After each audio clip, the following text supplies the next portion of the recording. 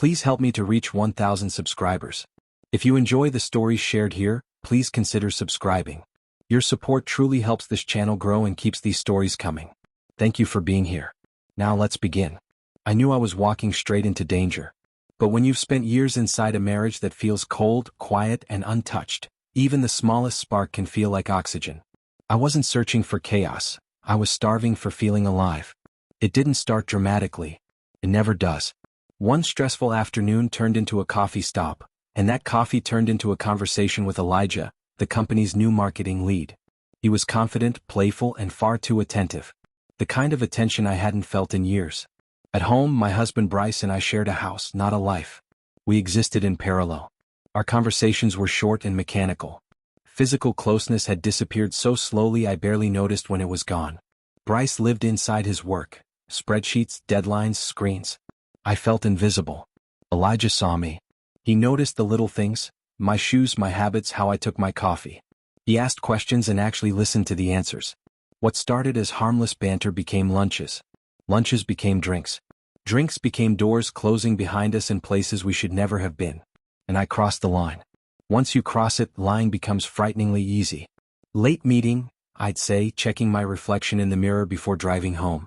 Traffic was awful, I'd mutter as I slid into bed long after midnight. Bryce never questioned me. Barely acknowledged my arrival. His silence made my deception effortless. The guilt dulled. The thrill intensified. I remember standing in the bathroom one night, staring at my reflection while deleting a message from Elijah, one that made my cheeks burn. "You look incredible today." I smiled at myself and whispered, "You're getting away with this." I believed it. Until the night my key stopped working. I stood at the front door confused at first, twisting the lock again and again as panic crept into my chest. I knocked. I rang the bell. Nothing. Then my phone vibrated. A message from Bryce. "Don't come in. Your things are at your sister's. You should have erased your browser history."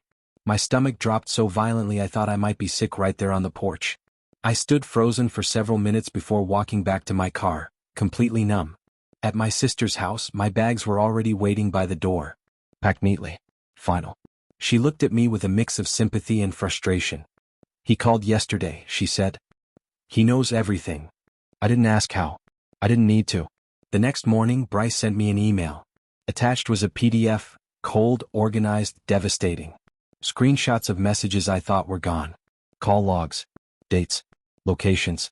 Even a photograph, me and Elijah, caught mid-kiss outside a hotel, taken from far enough away that I hadn't even noticed.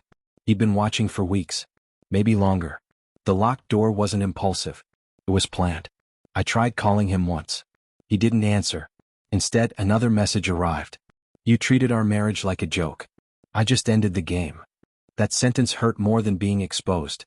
Because it meant he had cared, quietly, deeply, while I assumed he was indifferent. In the days that followed, the shame consumed me. Not just for what I'd done, but for how badly I'd misjudged him. I replayed memories I'd dismissed. The date nights he suggested that I brushed off, the necklace he bought that I barely thanked him for. I thought his silence meant he didn't love me. Now I realized it might have been exhaustion. Or heartbreak. Elijah tried to be there for me, but the illusion was gone. Sitting across from him at dinner one night, food untouched, I finally thought the truth I'd been avoiding. This is what I destroyed my marriage for? Elijah wasn't the man who held me when my mother died. He wasn't the one who brought me soup when I was sick. He didn't build a life with me. He was a distraction, nothing more. A week later, the divorce papers arrived. Bryce didn't ask for the house. Didn't want money. He wanted peace. A clean ending. That was the part that broke me. He didn't want revenge. He didn't want to fight. He just wanted out.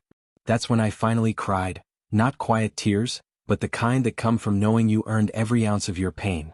For the first time I said it out loud, "I deserve this." I thought I was in control. Thought I was clever. But the truth was, while I was busy lying to myself, Bryce was calmly preparing his exit. Watching. Confirming.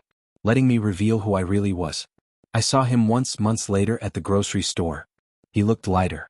Free. He gave a small smile. We didn't speak. And I don't blame him. I believed I was getting away with everything. But all I was doing was digging my own grave. He simply stepped aside and let me finish.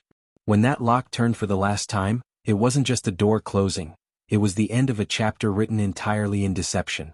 And he was the only one wise enough to end it properly. With a period. Please help me to reach 1,000 subscribers.